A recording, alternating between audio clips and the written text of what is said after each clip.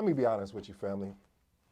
In the realm of project management, delegation is not just the assignment of tasks, it's really the art of unlocking your full potential of your team. Hey, welcome back, family, to the video. This is your boy D. For you smart and intelligent folks out there, listen. That just simply means, hey, I got a hot one for you today. Today's episode is entitled The Art, I do mean the woo. Okay, I'm sorry. I don't know why I go into my Karate Kid every time. I just love martial arts. Anyway, I digress. The art of delegation for project management, for project managers. Again, the art of delegation for project managers. As you guys know, I have a 7-point framework. If you're new to the channel, basically this is just a 7-point framework in which we go over these 7 points and then I'm out. First point, understanding the essence of delegation. What does that mean, ED? This is your point number one.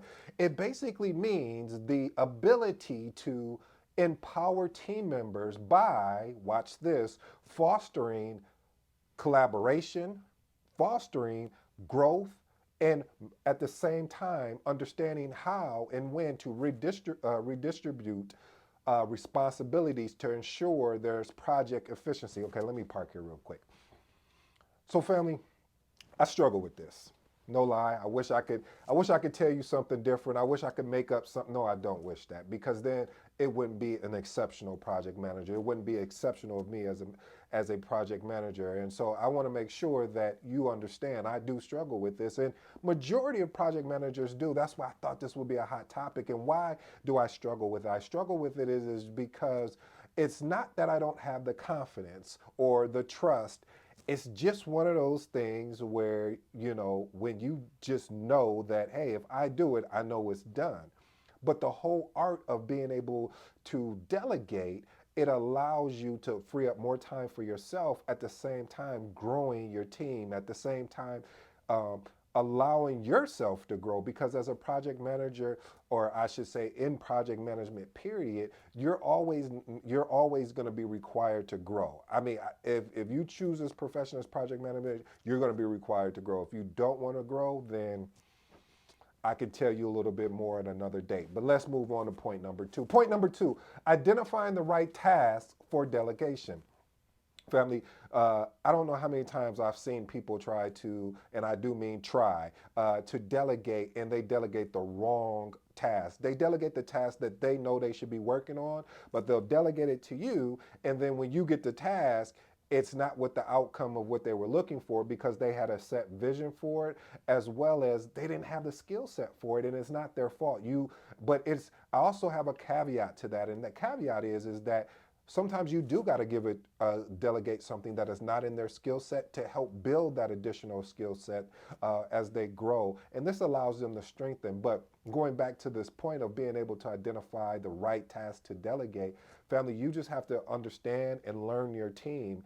And also, you have to know when to make your team uncomfortable, because a lot of times we don't want to make our teams uncomfortable. We want them to be as comfortable as possible. But as you know, and if you don't, the only way for growth is through being able to be uncomfortable. Let's move on to point number three. One of my favorites, communication.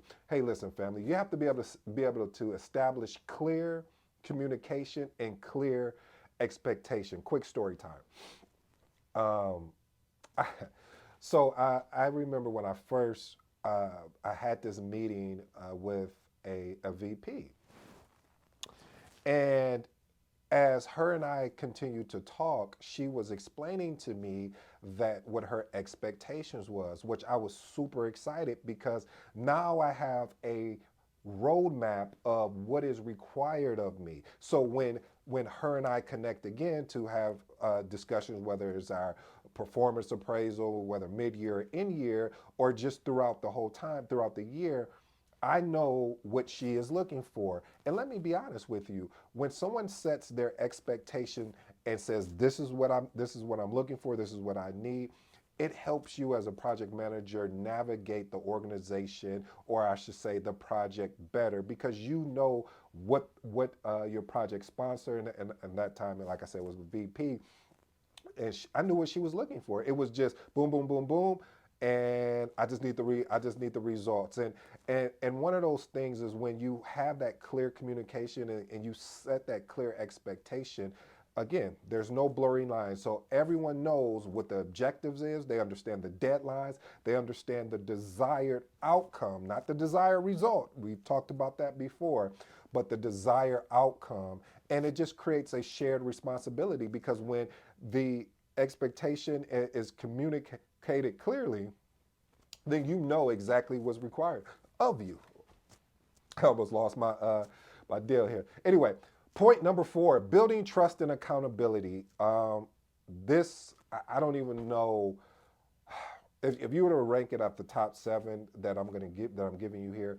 This has to be in the top 1 or 2. And the reason why is if you don't have trust in a relationship, I don't care if it's a personal or business, then you don't have anything. And that trust allows you to hold people accountable. I mean, being able to build trust in which that resource understands their role, understands their accountability and ownership, it really propels you to have a successful project because you're holding them accountable and they're holding you accountable. And when you have that type of system in place, it really it builds character and it builds trust. Trust me. I mean, and I say trust me, I mean no point in taking. But seriously though, family, when you do build that trust and that accountability with your team, more teams are going to want to follow you. More teams are going to want to work with you. More teams are going to want to do things that maybe they normally wouldn't do because they've watched you push yourself or they watched you go above and beyond. So family, build that trust and hold people accountable because that creates that cultivates an environment, and when someone else comes in, they understand and they know that they're going to be held accountable. They know that there's a certain expectation and desire when you work on this project.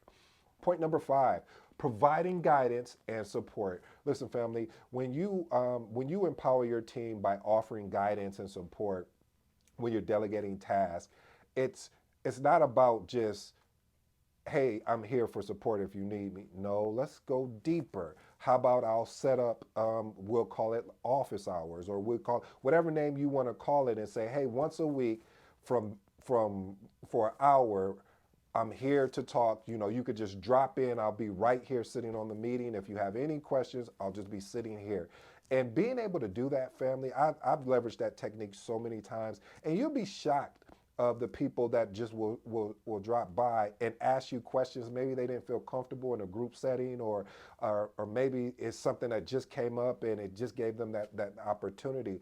But the importance of this is of being able to leverage that example that I shared with you with regards to setting up a meeting and allowing people to come in and out.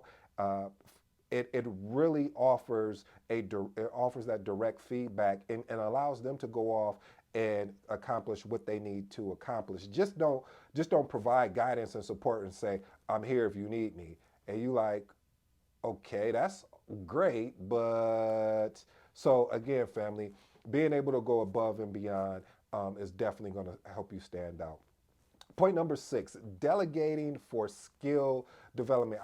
I mentioned this a little bit earlier, but it's, you know, as you're growing as a project manager, program project coordinator, whatever you are in this project management uh, atmosphere, it's always going to be important that you're empowering yourself as well as empowering your team.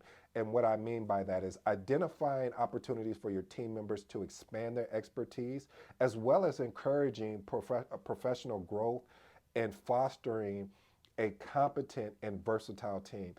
You know, it reminds me of when I shared this before. Somebody left me a comment, which I appreciate, where I was saying I mentioned in the video about how I understand the reason why titles are there, but working in a collaborative team, titles really don't matter because it's all about the team being able to help each other and having a versatile skill set. Because when you have a versatile skill set, this allows you not to just to be, here we go again, put in a box of doing one thing. You could do other things and you want to expand that. I'm not saying to be, I know this may sound like I'm contradicting myself, but simply what I'm saying, don't be a master of everything, but master, 2 to 3 items and be flexible. Watch this on anything else that opens that if you need to assist your team.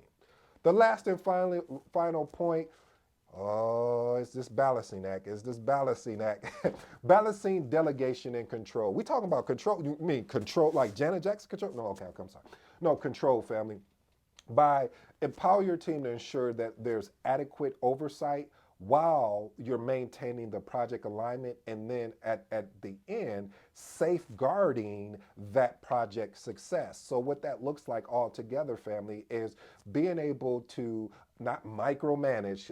I may make a whole video of micromanaging, but anyway, not to micromanage, but to provide the oversight in which you're setting your team up for success, that you're reminding your team that you're holding them accountable, you're leading and not managing.